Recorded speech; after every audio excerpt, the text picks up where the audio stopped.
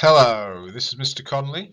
Okay, I'm going to be taking you through your Year 9 lesson this week. Today we're going to be switching back to our Imedia section of work. Okay, so we're going to do our second half term of Imedia. Before we start, I want you to make sure that you've muted your microphone and muted your camera in Teams. Do not use the chat in the channel unless asked to, and only raise your hand if you need help or are asked to.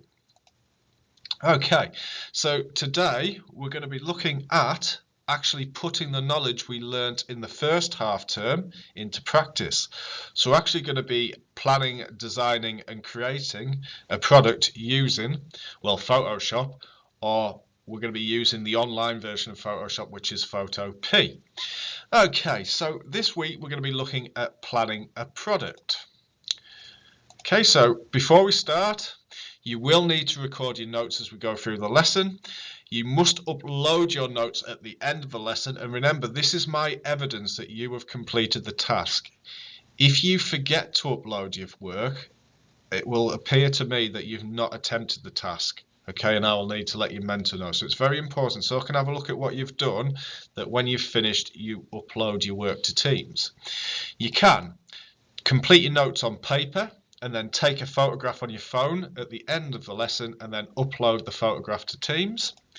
Or you can, if you wish, record your notes digitally, either using a word processor or presentation software. You'll need to upload the file to Teams at the end of the lesson, or files. Okay. The documents you create today will be important when you come to create the actual poster on the computer, so it's very important that you put a lot of effort into work and make sure you do them to the best of your ability, because these are your planning tools and these will impact what your final movie poster looks like at the end. Sorry, not movie poster, festival poster.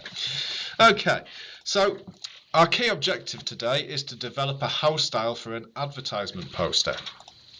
Okay, our outcomes are to use a mind map to plan the design of an advertisement, to use a mood board to plan the appearance of an advertisement, to develop a house style for your product. So we're going to look at font, colour scheme, imagery and logo. And the purpose of the skills we're learning today is to design a house style for your product and develop a vector logo to be placed on your final design. Okay, so before we actually start planning the product, we need to know what product we're being asked to create. So what I'm going to put on your screens now is the client brief. And what I'm going to ask you to do is I'm going to ask you just to pause the video and just carefully read through what you're being asked to do. Okay, hopefully you've seen where the location is and the dates of when the festival is going to happen. Hopefully you've seen what deliverables you're being asked to produce, okay, and what the size of the poster must be. Hopefully you've made a note of what the target audience is going to be, okay, or maybe start to think in your head who your target audience is going to be.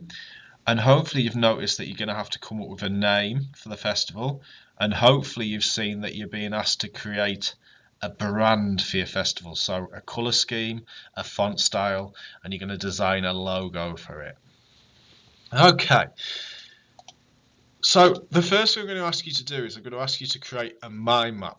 Now, we did go over mind maps last half term, but just as a refresher, a mind map is a tool to allow you to generate ideas of what your design will look like. It should include a center node in the middle, nodes, subnodes, okay, and your nodes should be linked together with branches. So using the client brief that we've just had a look at on the previous slide, I want you to create a mind map to plan out your advertisement poster. So you should add a center node, call it advertisement poster. You should explain what the client's asking you to do. You should explain who your chosen target audience is going to be. Okay, and remember, you get to choose this. So who do you see being the audience who's going to come to your music festival? And the design ideas, what colours, imagery, so pictures and fonts will you include? Okay, so just remember, you need to set it out like this with a center node. Okay, then you should have nodes. So who's it for? Who's the audience? What are the client requirements? and your design ideas, so what colours, what imagery, etc. you're going to use. So what I want you to do is I just want you to pause the video. You can either do this task on paper or you can do it using digital software such as a word processor or presentation software. So just pause the video now and complete the task. Okay, hopefully you've completed your mind map now. Okay. Remember, just if you this mind map here wasn't for the scenario, this was just there as an example. Okay, so we're going to move on to task 2 now. Now task 2, what you're going to do is you're going to create for me a mood board. So if you have a computer, you can create a new slide on a PowerPoint. You're going to use an image search and collect some images to generate ideas for the imagery of your product. If you do not and you're working on paper, you're going to have to maybe have Google image search on the phone in front of you, and what you can then do is list potential images and text you wish to source to use in your final design. You can still research these through Google on your phone. Now you need to look for existing music festival posters, look specifically for how the content on the poster is laid out, so titles, text and images linked to festivals, images linked to bands and music you'd like to feature, poster elements, so title, layout, house style, remember logos. Okay, is there any things like web addresses on there? Any apps that they might want you to download? Okay, color ideas, font ideas. Okay, now I have included a simple example at the bottom here. So what I want you to do now is I just want you to pause the video and I want you to create your mood board. Okay, so hopefully you've created your mood board now. Now this next task is an extension task, so this is a chance for you to be able to showcase your skills. Okay, what you're going to do is you're going to write a house style criteria. Now remember, a house style is the branding that your product will use, so the colours, font style and logo. So first of all, I want you to put the title house style. Then I want you to list the colours that you're going to use on your poster. So pick 4. At least 2 of the colours should be contrasting, so opposites. So for example, black and white. If you want to use other colours and you're not sure what the opposite colours are, you can have a look at a colour wheel. So if you Google colour wheel and just look at the opposite colours. And then you need to explain the font style that you're going to use on your poster. So okay, write a sentence like, I will use a classic font style to create my poster. So font style, for example, could be Times New Roman. Now don't use Times New Roman because it's boring. Okay. And then finally, what I would like you to do is I would like you to create a logo for your movie poster. Now this could be the title for your festival, like in this example here.